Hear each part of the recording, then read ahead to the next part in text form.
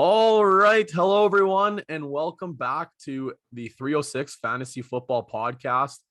We got the crew back together here for episode 22, so you're going to hear some other voices other than myself here. So Zach and Armand are back. First of all, we'll send it off to Armand here, but first of all, send a big happy birthday to Armand Schellenberg. We're recording on the Monday. This will drop on Wednesday, so his birthday is on the Monday, but big happy birthday to Armand. Armand, what's going on? Thank you. Well, just turned 30, which I think makes me the first one in this group to be in the 30s. I'm the old man, I guess, of the group. It feels good, though. I made a brisket on Saturday, which was delicious. Had some people over to share it with, and I'll have to try and get you guys some. Zach, I don't know if I can make it all the way to Saskatoon, but Jordan, I can definitely bring you some tomorrow. Same day shipping, buddy. Same day shipping. Yeah, that's a 30-minute guarantee right there. The other voice you heard there too, that's Zach Strong. Zach, what's going on? Still in recovery mode from the Sunday nighter there. Having my heart torn back and forth between cheering for the home team and the away team. It was something else. Yeah, I was gonna get to that one there. I got a couple of good questions for you after, so we'll get to that one a little bit, a little sneak peek. But myself, it was a big weekend. I had a home opener for the Raiders as Lions in the Western League, so I got the home opener, my very first home opener. So that was pretty exciting to do that. And then head down to Regina where we had senior men's lacrosse provincials, and PA, our very first season ever, field lacrosse for seniors, and we took home the provincial championship on the weekend. So it was a big weekend. The body's awfully sore. That's 4 games in 2 days plus reffing hockey. It was a long weekend, but obviously pretty pumped. My first ever provincial championship, so I'm pretty excited about that. But we'll get her things going here. Insiders and headliners. The very first one we're gonna go over here was Tom Brady breaking the all-time passing record originally held by Drew Brees. He was in attendance for this one. That was going to lead me to my first question. It was, Zach, who are you cheering more for, TB12, or are you cheering for the Pats?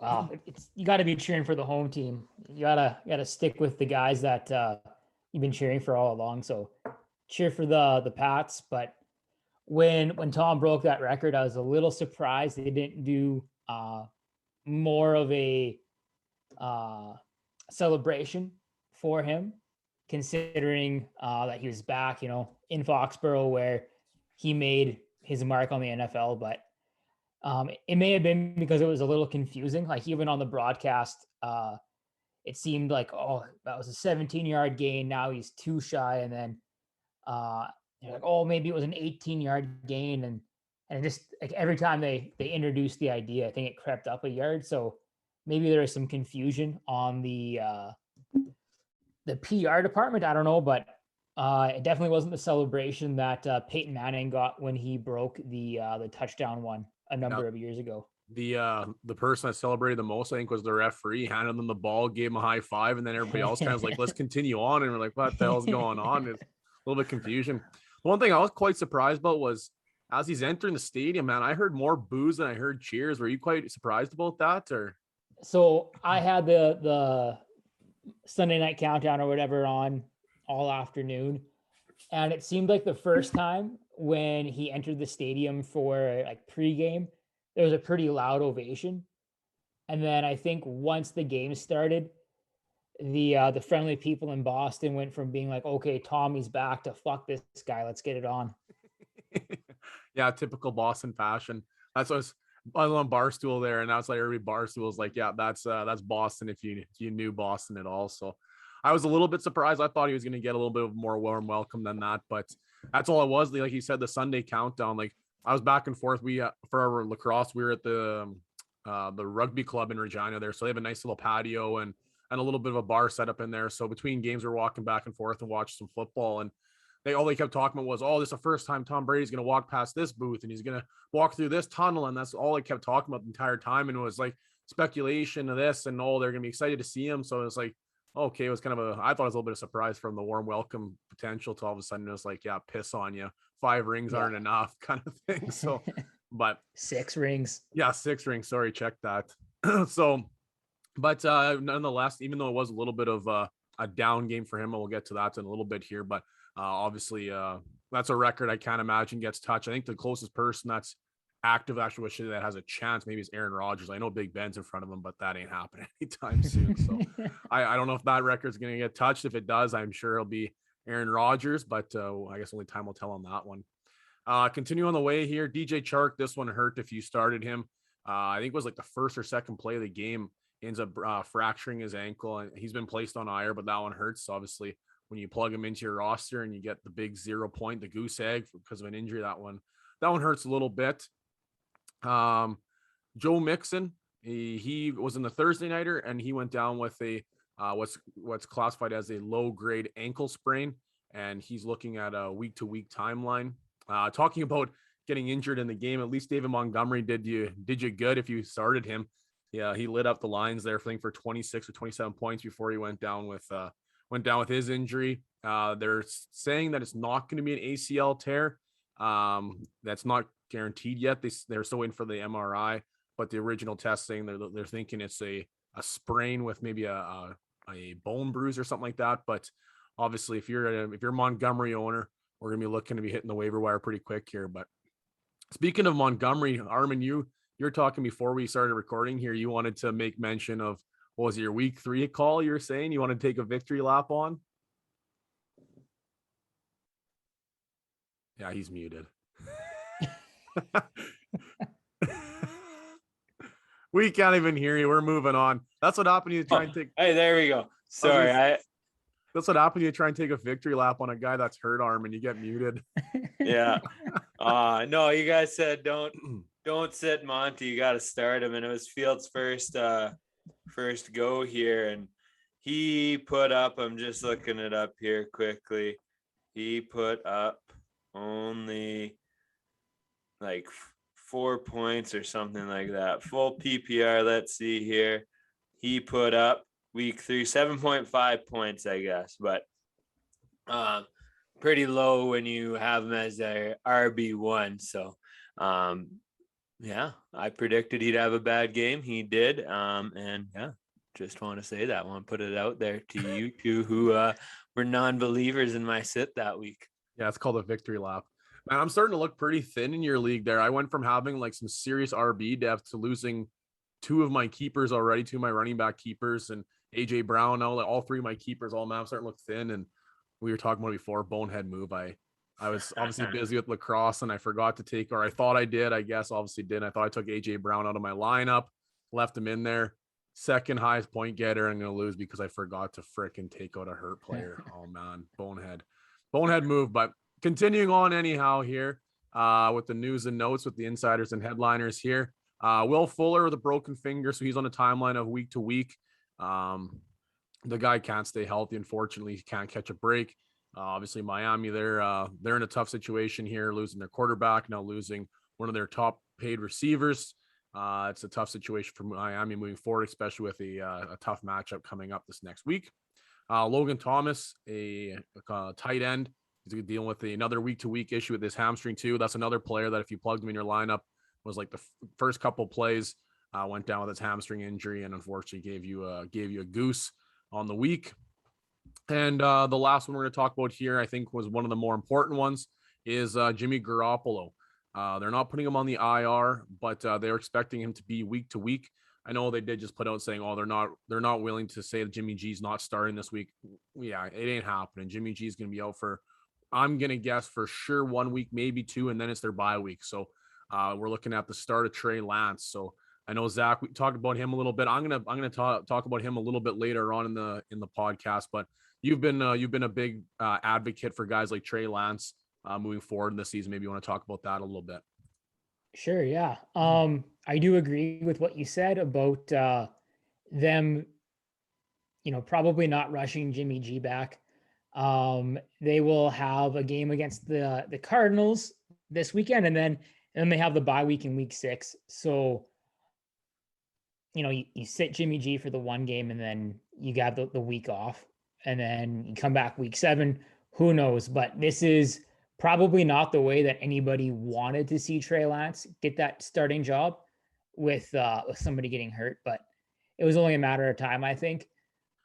So, welcome to the NFL, Trey Lance. You're going against a pretty stout defense in Arizona in what will be most likely your first start, but it'll be exciting to watch. It'll be a game that I'll try to tune into just to see what he can bring to the table.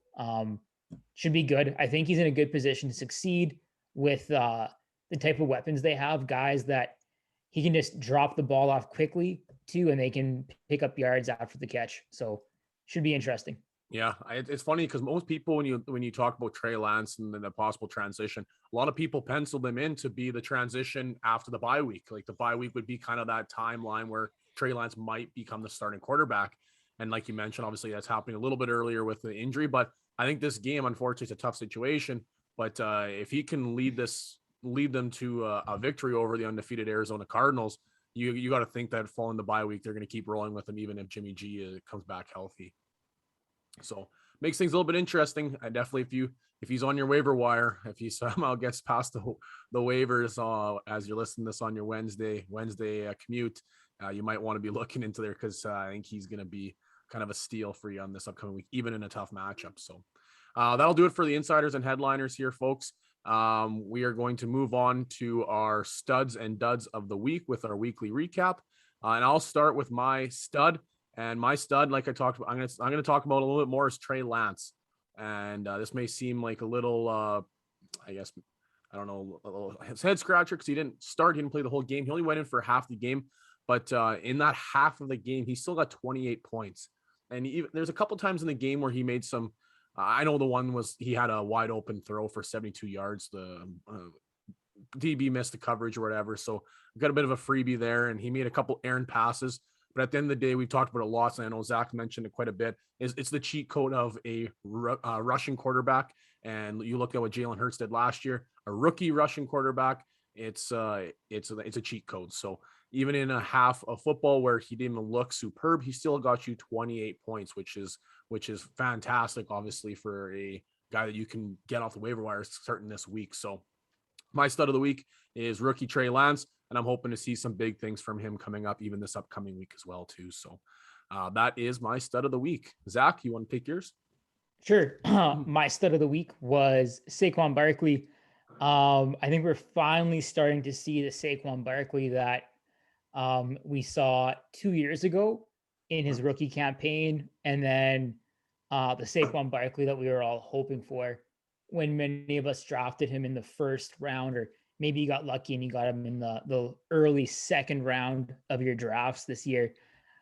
He started the year off slow, just over 3 fantasy points in week 1, just shy of 8 points in week 2. And then over the past 2 weeks, he's gone for 8.5 and then 27 points yesterday or on Sunday there. So we're really starting to see the Giants use him both on the ground and through the air. On Sunday, he had 13 attempts for 52 yards and a touchdown, a pretty average day. But then through the air, he had 6 targets, 5 receptions, 74 yards and a touchdown. So definitely finding ways to use him and get him the ball in different situations. So I think going forward, Saquon is a guy that you can confidently start, and thank goodness too, because he probably invested some pretty serious draft capital into him. Absolutely. And a big win for the Giants too. And it's nice when you can rely on that big workhorse back to help you in multiple assets of the game, like you mentioned, in the rush and the passing game. Armand, your stud of the week. All right, my stud of the week is the one and only Cordell Patterson. RB3 on the season, Cordell Patterson. What? RB3 on the season, Cordell Patterson. Yeah, like it's wild. Well, in a lot of places you can have him as RB or wide receiver, which is pretty nifty to have. Jared Cook versatility in your lineup. Jared Cook. Sorry, I'm watching the Monday Nighter here. I looked away for a second. I'm playing against Cook, so that's not good. Anyways, Patterson, he's looking like he might actually be fantasy relevant for the whole season. They're using him a lot, and especially near the red zone. But this week he put up 32.1 points in half point PPR. He put up 34 rushing yards. He had 5 receptions, 82 yards, and then 3 receiving TDs.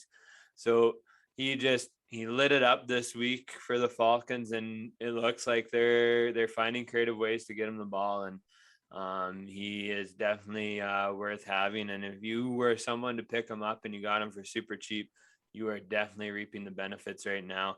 I know he pretty much single-handedly beat me in one league this week, which really hurts. But yeah, Cordell Patterson, man, he is looking like he's a legit fantasy option for the season. Yeah, if you're a Mike Davis owner right now, you're in trouble because he is taking over in a big time. And even like Wayne Gallman was starting to get some massive snaps in that game too. So I think if you're a Mike Davis owner, you might be in trouble a little bit. Interesting though with Patterson. He's only been on the field for like 33% of the snaps, or 30% of the snaps on Sunday, 42 last week, and then 33 for the first 2 weeks. So he's making the most out of his opportunities, and who knows what would happen if they'd use him a little bit more. Like this he's always been considered a dominant and alpha athlete, but very few teams have put him in a position to succeed, like the Falcons are. So it's good for him. Yeah, I was actually just thinking the same thing you're talking about. Like they've predominantly, I guess last year he kind of had a bit of a break. I wouldn't say a huge breakout, but a little bit of a breakout. But even before then, it was Cordell Patterson, punt returner. Like that was his MO. And now he's starting to get some opportunities like you mentioned. And I guess the sky's the limit. If you imagine if he's starting to get like this 70-80% of snaps, like maybe it might start helping turn the Atlanta Falcons around a little bit here. Especially a guy that you can use in most formats. He can be your RB or wide receiver, right? He's got that dual tag in quite a bit of platforms. So definitely makes things a little bit interesting. We'll start off myself here with the dud of the week. And I mean, it's tough to say dud when you break a record there, Tom Brady, in the return to Gillette Stadium. But when you're looking at a guy, and I think the emphasis of the return, right? It's your first time back to Gillette. You want to show Bill what you're all about, and you want to put up big numbers back at Gillette Stadium. I think people are expecting him to put up some massive numbers, and a guy that's maybe put a little decent draft capital into, and a guy that's put some big numbers up in the past. Tom Brady, 0 touchdowns. So in most scoring formats, he would have got you somewhere around 7 to 8 points, which obviously Tom Brady isn't fantastic. But if you look at, I was actually listening to another podcast. They're talking about like a lot of gambling and betting on it. And there was like some massive bets, like some big money on like obviously you wouldn't make a lot on it, but like what people would call free money, where it was Tom Brady to throw 1 touchdown. And he didn't even throw 1 touchdown. So these guys had to put a huge amount of money down to try and just gain a couple $100, and Tom Brady didn't even throw a touchdown. So I think that was quite a head scratcher going into that hyped up Sunday nighter. If somebody told me Tom Brady isn't going to throw one pass or 1 touchdown, I would have called you a liar. So if you had high hopes on Tom Brady, unfortunately he did not deliver. He still broke the record at Gillette, which was I guess what you would call what's it called? Like a movie finish, I guess, or whatever, however that saying goes. I always forget. But unfortunately, he didn't really help you in the fantasy. A little bit more just a feather in the cap to his personal statistics. But Tom Brady, unfortunately, my dud of the week. You were looking for Hollywood ending. There you go. That's what I'm looking for. Thank you, Armin. And to go with that betting thing there, I feel like those bettors should be blaming Antonio Brown, who probably was betting that Tom Brady wouldn't throw a touchdown. Like twice in a row there, he should have had a touchdown and did not. The one he opened up the wrong way, and the second one hit him right in the hands. Like, AB hurt me a little bit on my fantasy team too with that one. 30-yarder. I'm like, oh yeah, let's go. No, it's on the ground. Thanks, AB. And that's usually automatic for Antonio there. So that was it's all right. End zone targets, I'll take them. Go positive regression coming in hot.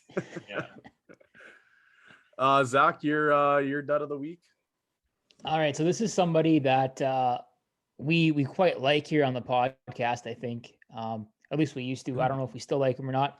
But Chris Carson, he was somebody that this week was a bit of a shock, I think, for many of us. He was somebody that most people would have drafted him in the third, maybe fourth round of your draft. And somebody that over the first 3 weeks had 10 points in each game. And the past 2 games, he had 15 points. And this week he came in and he totaled, let me just make sure I get it right. Oh yeah, 3.5 fantasy points. So not what was expected and not what you like to see out of most likely an RB2 on your team.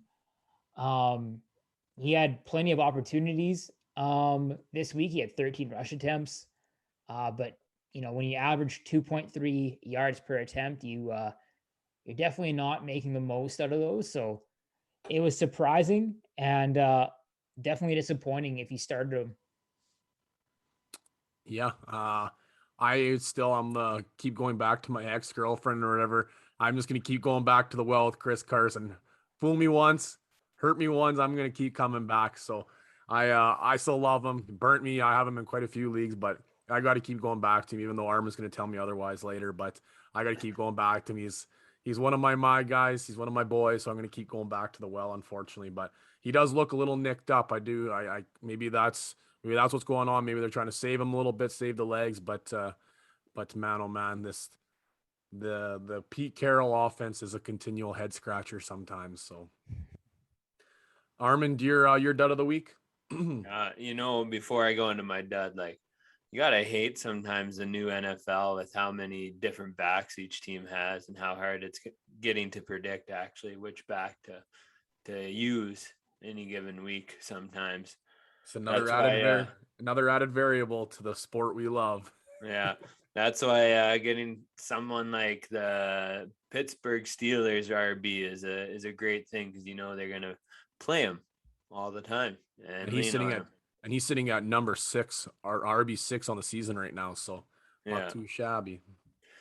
So my dud of the week is I'm going tight end here. I'm going to the guy that goes first round draft pick. And when you pick a guy in the first round, you are saying that every week he is going to be a significant fantasy receiver pretty well, unless he's injured. This week, Travis Kelce. He only put up 4.3 points in half-point PPR. That is wild for Kelce. He took a little bit of a backseat to Tyreek Hill, who finally exploded, giving us one of his vintage games, and it really hurt Kelce this week. Usually it doesn't, but this week it did, and you can see it. I think that's his first bad game in like 2 seasons. Yeah. I'm thinking back to the one year when I think all 3 of us were still in the St. Mary League that year. And I'm trying to remember who won. I think it was Rick had him. And he started the season. The first 3 games were just awful. And everybody was trying to buy Kelce low, and then he just turned it on. I don't think he's had a bad game since that season. I'm trying to remember when the last year, Zach, you were at St. Mary. That would have been 2018? Oh, yeah, maybe. It was the year before Armand was there, actually. So, Armand, this is your 3rd year? Yeah. That's the last time I remember Kelce having a bad game. That's unbelievable. Yeah. It's a pretty good streak, and it just ended. Usually he can sustain it through Hill games, it's not going to be as usual, 18, 20 point game, but at least he's still going to put you in the teens. But this week under 5 points is a big blow. I think at halftime he had 0 points too, or he had maybe 1 target for 5 yards or something like that. I was like, okay, yeah, we still got another half of football to get this going. No, but hey, going to the other side of the football, Clyde Edwards-Helaire had a good week, so that's 2 in a row for Clyde. He's starting to heat up now. We'll keep the train going on there. A couple added here, some honorable mentions. Patrick Mahomes threw 5 TDs, doing other Patrick Mahomes type things. Sam Darnold, we were big advocates of him in the offseason. He's starting to prove everybody wrong when you get away from the what's his name there? Adam Gase. Yes, thank you, Adam Gase. I was like, hold on, I'm dropping the name here. You get away from Adam Gase, you do great things, and Sam Darnold is showing that. I think he's had 5 rushing touchdowns in the last 2 games, or 4 rushing touchdowns in the last 2 games. He's leading the NFL in rushing touchdowns. Yeah, he is having a good little stretch here. Jalen Hurts had another good week. David Montgomery did before he got injured there. Zeke had a good week. CEH, JT, DJ Moore, Terry McLaurin. This one's an interesting one. Randall Cobb had a pretty good week.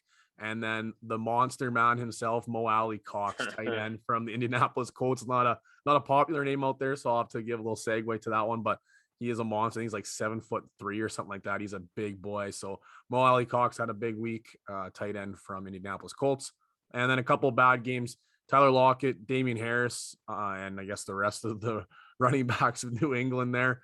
Dalvin Cook, Swift, Miles Sanders, Gaskin, some big RBs there. Unfortunately, having a bit of a tough week. Zach, talking about the New England running backs, what do you think's going to happen here with that running back core? Who do you think's that new James White role? I know JJ Taylor had a bit of a ask you fumble about there. this too. Well, if you would have asked me before last night at about 5:30, I would have said JJ Taylor. He was a hot hand all off season. Somebody that the beat reporters out of New England and the Boston area were quite high on. But you can't be doing that in New England, not as an unproven player. And I wouldn't be surprised if we don't see JJ Taylor for the foreseeable future. And then Ramondre Stevenson was somebody that had a lot of hype post draft, but he too kind of fumbled himself out of a job. So he was healthy scratched, wasn't he? Yeah. So right now it's a toss up. It could be Brandon Bolden.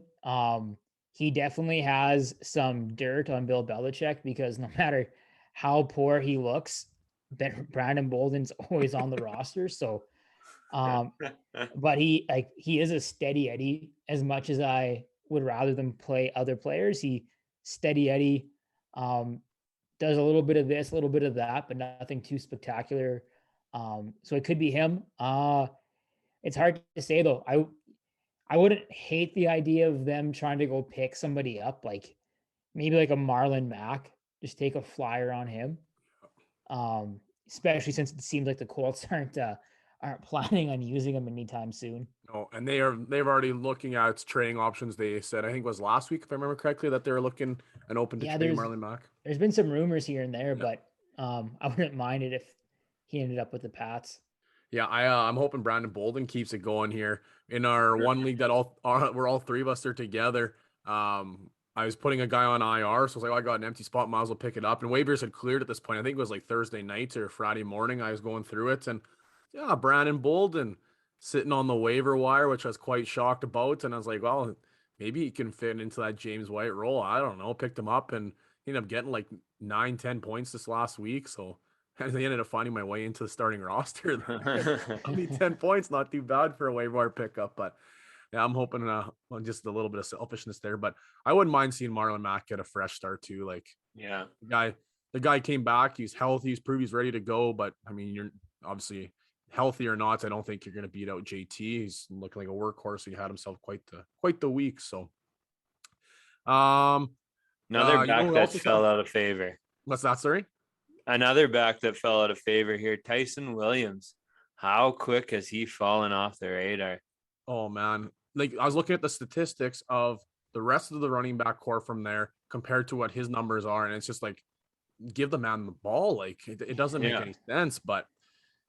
It's like, I don't apparently they're a little mad about the fumble he had at the goal line that Duvernay scooped. Oh yeah, but like I don't know, a guy fumbles once, like I'd say if you make it a thing, but like he apparently has the best pass protection rating out of the group. He's definitely the most efficient ball carrier. He's averaging over 6 yards a carry. Yeah. It's wild to me that he fell out of favor. Like they must have dirt on him instead of the other way. He's got to be your honorary my guy at this point, hey? Yeah, I love that guy. You've been pumping came out of nowhere, undrafted man, like. Lineup. We all know Armand loves his running back Williams there from Baltimore, but the only thing Armand loves more is his new plaid from Limitless Gear on his birthday, coming in style with a nice plaid. We've been pumping that plaid up from Limitless Gear. They recently stocked up. I was gonna tee up last week, Armand. Unfortunately, we missed you. Maybe you want to tell the listeners where you and Kylie made your way down last week. All right. So we were downtown PA. We were on the sidewalk sale, and I said, "Oh, let's check out Limitless." We happened to be there, and I was wearing my 306 t-shirt as well at the time, and walk in and meet Cody, and he's like, "I recognize that logo." I was like, I had to introduce myself then. So yeah, he hooked me up with this nice plaid button up here, which I can wear to work. I chose that one solely for that reason. It's fairly warm, but I can also wear it in the classroom, which I like. The logo is nice. It's beautiful. He also has golf tees too. I didn't know if you guys know that. And yeah, he's a great guy. He's very motivational. When we were there, it really is about the brand and not about the clothing. He wants to really empower people and help them reach their potential in life, right? And he gave everyone who came into the store a little motivational saying on a piece of paper as they were leaving. So that was pretty cool to see. Absolutely. Like we say every week, a brand about betting yourself and believing that possibilities are endless if you set your mind to it, right? So Limitless gear, like you talked about, not just necessarily about the dollars or the product. It's about just the brand itself, right? So find yourself down if you're ever in Prince Albert. Find yourself down at Limitless Gear. If not, check their store out online.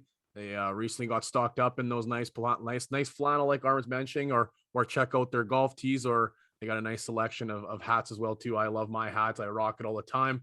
Even wore it down for my provincial to take a picture. He loves the stuff when guys are rocking the equipment or rocking their gear while they're doing things. So I said, yeah, I got to throw my Limitless Gear hat on with the trophy and sent him a picture. So it's all about the product. Austin Eckler touchdown. Let's go. Went on off the tangent there. Needed that one, Austin Eckler. Was it a rushing or a touch or a passing? It was a passing. So that helps us big time. Herbert, we made a traded Chuba Hubbard away for Justin Herbert. Now he's throwing for 3. So that's big for us in our fantasy. I just wish some of those would be going to Mike Williams right now. Whoa.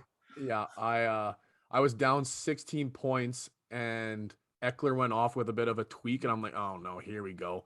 I think that just solidified my victory. So fingers crossed, I'll check that after we're done here because I just went on a bit of a tangent. But moving on here, you guys, Canadian player profile. Unfortunately, these two guys didn't want to participate last week because so I got a free shot at this one. So week 4, we went over Chuba Hubbard making his starting debut. Even if I change it, because at the time the projected points for him was 15.4. Right before opening kickoff, the projected points was 13.2, I believe. Regardless, I still sold it. I thought, well, he had the opportunities, but unfortunately, Sam Darnold got the rushing touchdowns instead of Chuba. But he ended up getting 8.1 fantasy points, so it didn't burn you, but not quite the huge production you were anticipating. So currently, I am sitting at 3, and Armin and Zach are sitting at 1. So this Canadian player profile of the week of week 5, we are going to go and talk about Zach's man, N'Keal Harry, wide receiver from the New England Patriots. So talking about N'Keal, he was born in Toronto on December 17th of 1997, where he ended up moving from Toronto with his grandmother to Arizona. He played high school in Arizona. And then after high school, he chose to stay in Arizona and play for Arizona State University, despite recruiting efforts from Texas A&M, Oregon, USC, among other top-tier programs. During his sophomore campaign, N'Keal had 82 catches for 1,142 yards and 8 touchdowns, earning him his first of 2 team all-conference honors. In 3 seasons in college, he ended up putting up 213 receptions, 2,889 yards, and 22 touchdowns, along with 3 additional rushing touchdowns as well. He entered the 2019 NFL draft at 6'4", 225 pounds, and he was taken first round, 32nd overall by the New England Patriots. And in that fantasy draft in Dynasty, by most teams, he was taken either first overall or 102. Unfortunately, has struggled in the NFL up to this point a little bit with the Pats, but has requested a trade for potentially a fresh start moving forward, but is still rostered with the New England Patriots. So this week, the buy or sell question is, will the New England Patriots pass for a season high of 282 yards. So this past, their previous is 281 yards. I believe this past week they threw for 279, if I'm not mistaken. So they've been around the mark a few times, but 282 is the number as they play. Is it Jacksonville? No, sorry. They play Houston Texans this upcoming week. So the number to beat is 282. We'll start with Armand. Well, we'll finish with Zach because maybe we'll let the Pats guy wrap this up. He does want to show his cards here. So we'll start with Armand. 282. Are you buying or selling? I think I'm gonna sell this one. I think they're control the clock type of team right now. So they're not high flying, and I don't buy that they're going to 282 this week. I'm gonna buy. I'm gonna buy because Damian Harris has struggled recently. Damian Harris hasn't looked really great, unfortunately, against a Houston team that I guess just isn't that great altogether. But I think if you're gonna let your rookie quarterback shine, this is a matchup we're gonna let him air the ball out quite a bit and maybe get that load of confidence moving into the remainder of the season. And obviously Houston is a team that you have a very high potential of being able to air the ball out on them quite a bit. So I think this is a week where they're going to let him throw it out. And even if he's not stretching the field, I think he's going to be checking the ball down quite a bit, hopefully to Brandon Bolden, like I mentioned previously. And 282, they've been around it quite a bit. Like I mentioned, 281, 279. I think they had one of 274. So they've been around it quite a bit. So I'm going to buy this week. Now, the only one that actually matters here, Zach Strong, New England Patriots extraordinaire. What is your take here? So the Pats are averaging 243 passing yards per game, which is middle of the road. That's like 17th in the league right now. So like you mentioned, it's not too far away from the line here that we're going after of 282. Looking at the Houston defense, they are 22nd in opponent passing yards per game, but they're 28th in rushing yards at 137. So they do give up yards quite a bit. And like you said, Jordan, Damian Harris and the Pats ground game is struggling right now. The Pats are 30th in rush attempts and 31st in rush yards per game. So I have a strong feeling that this will be a bounce back game after seeing the Pats on Sunday night and how they played. But I don't think it's going to be a bounce back game on the ground. I think we saw the Pats move the ball best out in the hurry up, letting Mac Jones make the calls at the line. And I think this game will be won through the air. So I'm going to buy that the Pats surpass 282 yards through the air. Well, you guys look like fools when I'm there. This is the first time since week one that we've had differing opinions, I think. So a chance to make up some points for somebody. So yeah, me. It's worth mentioning in this past Sunday nighter, the leading rusher for the New England Patriots, 0 yards. 0 yards for the leading rusher. There was 0 yards, 0 yards, and -2 yards, I think, was what Damian Harris ended up getting. So he had -4. I think his even worse yards per attempt was -1. If NFL, if you haven't figured it out yet, you cannot rush against the Tampa Bay Buccaneers when the leading rusher is 0 yards. Unbelievable. So just a quick recap. Zach and I have bought this one and Armin has sold. So we'll give you a quick little recap on next week's episode to see the results. So continue on in our weekly preview. Last week, Armin went full stream ahead with Joe Burrow against Jacksonville, which was a great call. I believe he ended up putting out 28 points. Armin, is that correct? Or 26 points? Joe Burrow had an excellent showing against Jacksonville. So we'll start off this week preview with your stream of the week here of week number 5. Armin's stream ahead. All right, my full stream ahead here is good old Matty Ice. All right, he is starting to show his old self again, and he is playing against a Jets team that might have awakened a little bit more this week, and So maybe they'll have a little bit more juice offensively to make this another shootout for the Falcons. And we'll see Matty Ice throw 3 more TDs to Cordell Patterson. But yeah, Matty Ice is my full stream ahead this week. He's had a tough year, so I can almost guarantee he's on waiver wires at this point. But he actually had a really good week this past week. So 31.85 points. Yeah, as I say, when Cordell Patterson's putting up 3 scores, I think that's going to help you regardless. So, but yeah, he's a guy that you can definitely find the waiver wire. So if you're looking for a streaming quarterback and you're going to look to pick him up, I think that's a nice little option.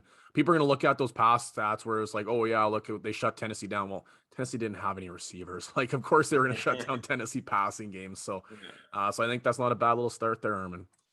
I'm going to look at here. As before I get started here on the rest of our starts of the week, I gotta say, I don't know if it was I was just dazed and confused of talking too much in the last pod, running it by myself, but I maybe I missed it. I was supposed to say sit Tyler Lockett and start Chase Edmonds or what, but holy man, did I swing and miss last week.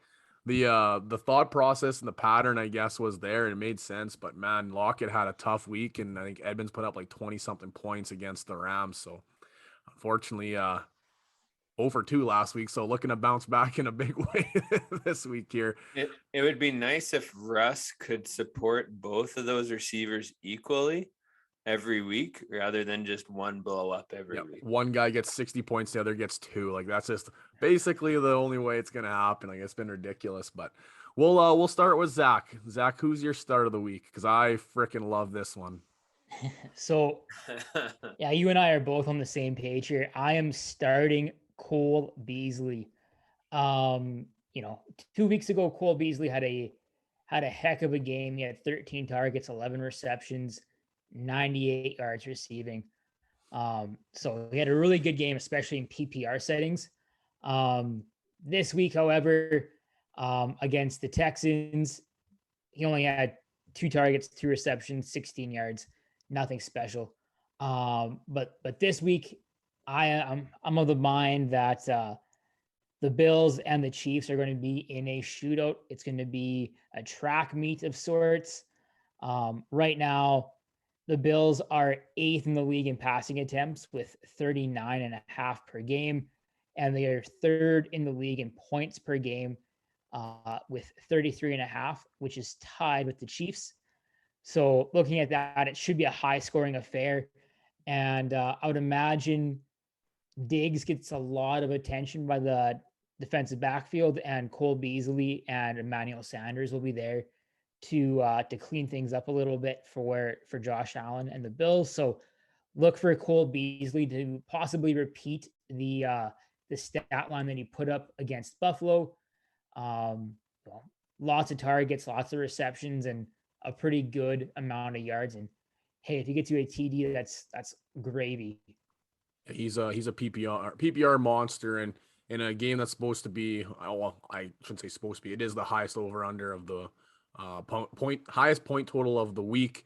You're gonna want a lot of weapons in that game, and I think like you mentioned, it's gonna be a track meet. So I saw you in the doc. I really contemplated. I saw you put in the doc. I was like, okay, perfect. As long as we're talking about him, I'll give the up arrow of confidence to this one. So, Armand, your start of the week. All right, so we talked a little bit about him already. I'm going Chuba Hubbard for my start of the week this week. Christian McCaffrey's already ruled out. And Hubbard is the guy who gets the carries. He may not be the third down back, but against Philly, they're not a good running defensive team. And Sam Darnold ran in 3 rushing touchdowns last week. So maybe this week they try and use that to sell a little bit of misdirection and give Hubbard the ball in the red zone this week. So I'm sticking with Hubbard for this week as a start. He's a cheap ad if he's still on the waivers. If not, start him still and use him because it's a good matchup for him, and he's the guy getting the rushes in this offense. He may not be the third down guy right now, but he has shown that he can catch the ball still. So he'll get better there. They're getting more confident with him as he gets his legs. If the opportunities are there too, I think like the doors are open because the last two matchups, look at Zeke had a really good week against the Eagles 2 weeks ago. And then this past week, KC, like they had look at Clyde Edwards-Helaire, he had another good week against them too. So I don't know if that's a trend or not, or if that's just game script or there's too many other weapons to take care of. But maybe Hubbard has a big week against the Eagles, and then we're starting to target that Eagles defense for running backs. Who knows at this point, but definitely Yeah. something to monitor moving forward. So. Well, and last week, like playing Dallas, like Dallas was a dumpster fire for defense last year, but now this year they actually got a decent defense. Yeah. So like Hubbard was running against a tough defense. This week will be a lot easier for him to run and find some lanes, and he has shown that he does have burst once he gets through the hole. For sure. My start of the week, I've talked about him quite a bit on the podcast this week. I'm going to go with Trey Lance, rookie quarterback that is going to be playing against Arizona. Arizona is going to be a tough matchup, as you can see what they did to the Los Angeles Rams, who I think almost all three of us have. I think two of us have them in the Super Bowl this year. So Arizona looked really good against Los Angeles, but we've talked about it lots in the podcast. Rushing quarterbacks are a cheat code, especially rookie rushing quarterbacks. They are, if you look at the history and the statistics from those rookie rushing quarterbacks, looking at, like I talked about last year, from Jalen Hurts, as far back to Lamar Jackson, RG3, Russ in his rookie season. You look at those rushing type quarterbacks and they put up some big numbers. So Trey Lance had already had his first little sniff as a quarterback there in the second half of last week, and he put up 28 points. I'm looking at Trey Lance to do some big things against Arizona. They still have lots of weapons that he can find, especially talking about yak yards. Look at Deebo Samuel, had another huge week. A guy like George Kittle that's been struggling as of late, but can easily become a good read and a safety blanket for him. And worst case, he gets on his horse and uses his legs to pick up some of those extra yards. We've already seen some big things from him in the red zone. It's pretty continuous so far this season. They'll put Jimmy G in for the first down. Nothing happens, and they put Trey Lance in for second and third in the red zone because he just makes things happen. So if you were lucky enough to pick Trey Lance up off waiver wires, or if you've been stashing him, like we've kind of recommended from the get-go this season, you can put Trey Lance in there with full confidence. So actually, personally, I'm gonna ask this question as I'm going here because I'm having this personal dilemma in one of my leagues, Superflex League. I have him, Sam Darnold, and who's my other quarterback? I want to say it's like Josh Allen or something like that. So it's like I'm having a hard time between him and Sam Darnold, and I think I'm gonna sit Darnold even though he's on a bit of a hot streak. So just keep you guys in the loop here. I'm having a hard time between Darnold and Trey Lance, but I think you got to start Trey Lance in this situation. Zach, do you agree? I would actually disagree, especially this being Lance's first start and going against the Cardinal defense. I would give him that 1 week to see how things go before switching in for Darno. And like Darno's been fine to this point. He's what you want out of your QB2 in Superflex, somebody that's giving you a little bit of a floor with rushing and passing. He's not somebody that you should be actively looking to replace. I don't think. Maybe if you had like Roethlisberger instead of Darno, then you take that gamble, you take that risk. But I think it's a much riskier proposition than I'd be willing to take or willing to make. Tom Brady's my other quarterback, but right now in that league right now, just obviously projections are kind of and they're hit and miss sometimes, but right now Darno is projected for 18.7 against Philly, and Trey Lance is projected for 17.7 against Arizona. So a coin flip, but it's a matter of who you got the faith in, I guess, is kind of what Zach's mentioned. Arm, what do you think? Just a quick one. Who'd you take? I think I'd stick with Darnold for this week too. I might have to do like a little bet here. Maybe I'll go with Lance and go against you both here. So we'll see how that one goes. I'm still flipping back and forth. I have the confidence in Trey Lance, I think, with the rushing legs, but it's hard to go against Darno. He's looking so good lately. Zach, your sit of the week? So my sit of the week is Damian Harris, the Patriot running back. But this isn't so much that I'm sitting Damian Harris as much as I am sitting the New England rushing attack. Like I referenced earlier with the Canadian player profile, the Pats are 30th in the league in rush attempts per game with 19.8, and they are 31st in the league in rush yards per game with 68.5. And as we jokingly mentioned a few minutes ago, Harris had -4 yards of rushing on 4 rush attempts on Sunday night. It was a combination of all things that were bad for Harris. A negative game script, an offensive line which is being overpowered by a very stout defensive front by the Buccaneers, and Mac Jones spraying the ball around the park in a hurry-up offense. So this week they're going against the Houston Texans, and maybe this might be a game for Harris to kind of straighten things out, considering the Texans give up the 28th most rush yards in the league with 137. But right now I am not starting Harris with any sort of confidence. If he's like your flex play or your RB3, I think you can do better. And then just continue sitting him until he proves otherwise. So unfortunately, the Damian Harris and right now all the Patriots for RBs are a sit for me.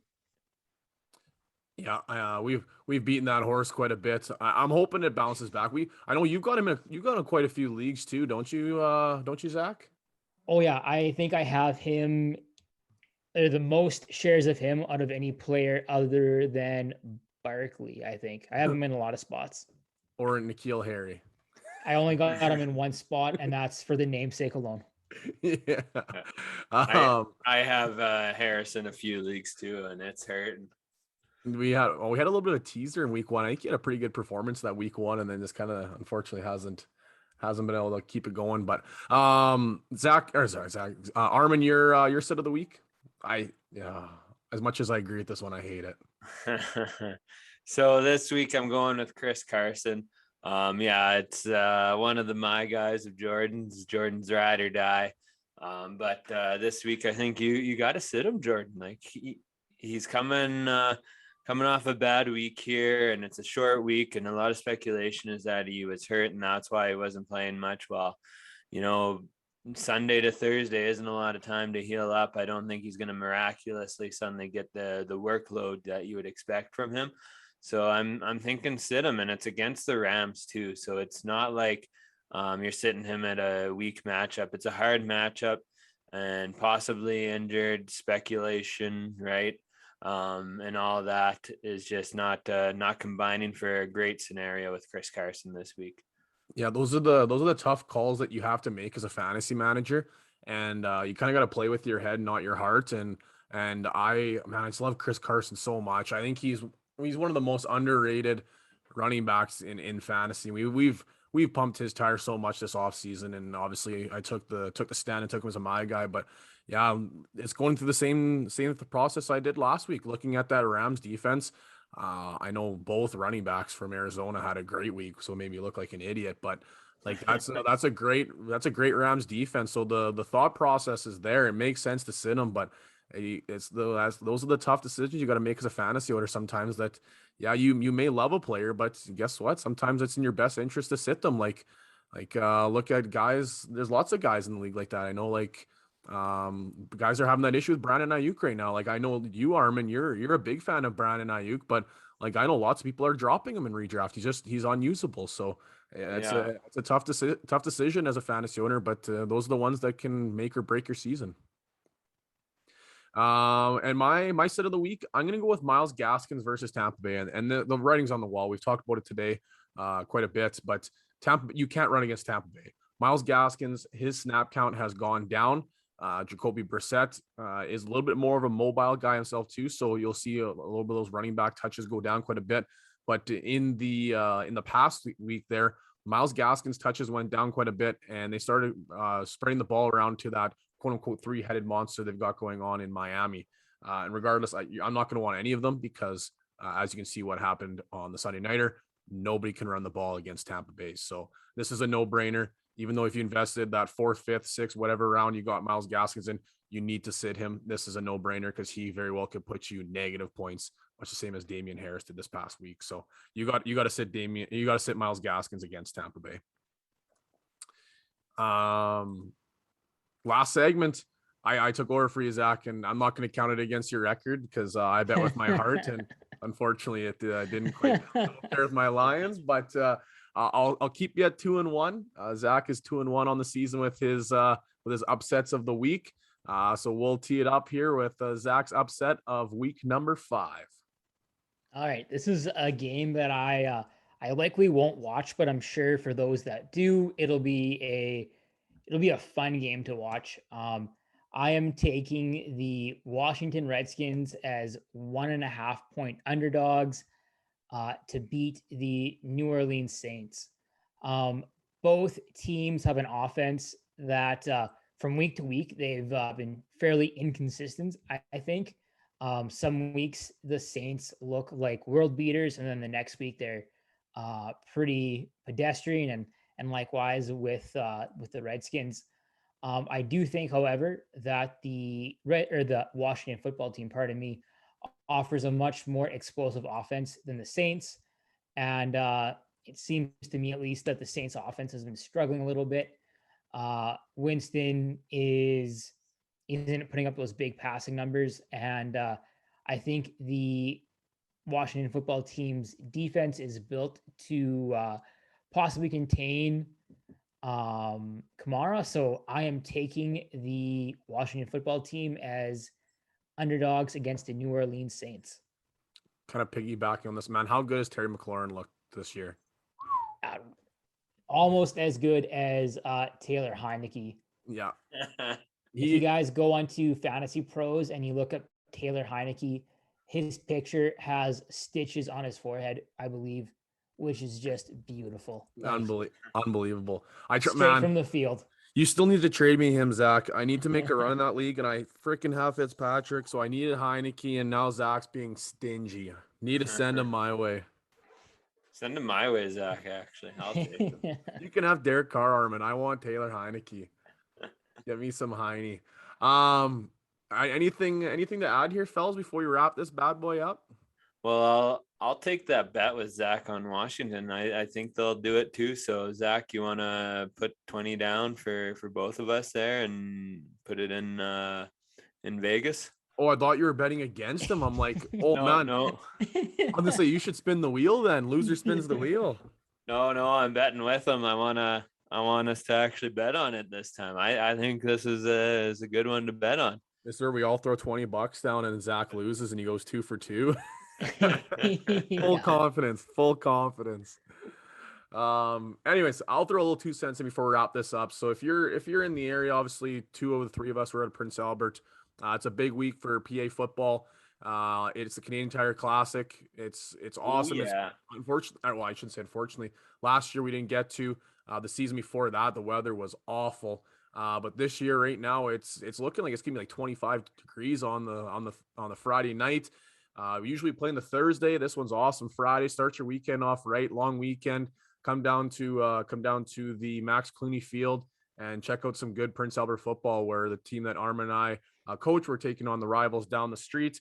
And at the end of the day, it's about promoting Prince Albert football. And this is an awesome game, Canadian Tire Cup. It's an opportunity to see some good football and obviously bring something together in the community. It's been a long time since we've been able to watch some live sports. So obviously we're big football guys, and come on down and watch some good high school football. Canadian Tire Cup. Both teams are 2-1, and we'll see who puts the name on the trophy this season. So come check out some good football. Zach, who do you guys got this week?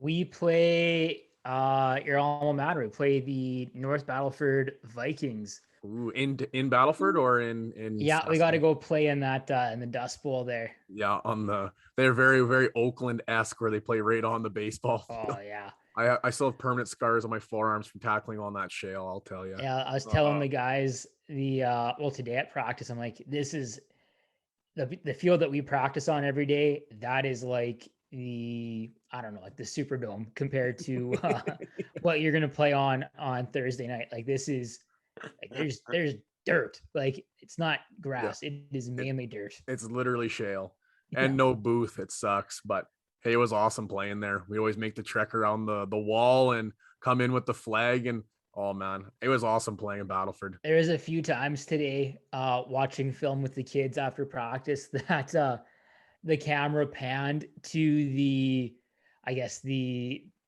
North Battleford's end zone, and the flag was waving and it like blocked the camera view. The kids are like, "What the heck?" Can't even see the flag corner combo. Yeah, touchdown play, and you didn't even get to see what happened. Yeah, or the flag post combo Yeah. that BJM ran. Yeah, I know there's a couple guys that listen in Battleford, so shout out to Battleford. Man, that program takes leaps and bounds. I know when we played, we were very middle of the pack, but Mike Humany out there started that BMF program, and what a wonders that's done for that North Battleford community, and winning the provincial championship, and was it 2017, I think it was 2018. I'm trying to remember what year they won. Yeah, that would have been like their quarterback's senior year, I think, right? Yeah, my cousin was the running back that year, so we got to go down and watch the provincial. They host the provincial final against Yorkton, so man, that was a cold one on that November long weekend. But yeah, and that program is continuing to be strong, and I know they're looking pretty strong this year. So good luck to you in that 5A matchup in North Battleford. So, anything else to throw in here, fellas? No, just good luck to you guys on Friday against Carleton. I'd love to be there, but we are traveling for the holiday weekend. So if it, any other weekend, I would have been there if we weren't playing on the game day. But family and I are leaving town for the weekend. So just best of luck, you guys. Right on. Appreciate it, Zach. And long weekend, everybody. Travel safe. Obviously, if you're going to visit family like Zach is, travel safe. You're gonna enjoy some drinks with the family on Thanksgiving weekend. Make sure you travel safe. Get yourself home safely. Take a cab, whatever you need to do, and enjoy that long weekend. Thanksgiving long weekend. I know we're all teachers, so this is our first little break. I think it's pretty much needed here, especially when you're coach of football and teaching and doing everything. But enjoy the long weekend, everybody. Happy Thanksgiving, and as well a big happy birthday to Armand Schallenberg. So that'll do it for episode 22. We'll see you guys next week with episode 23 and our week 6 prep. But regardless, good luck out there this weekend, and talk soon, everybody.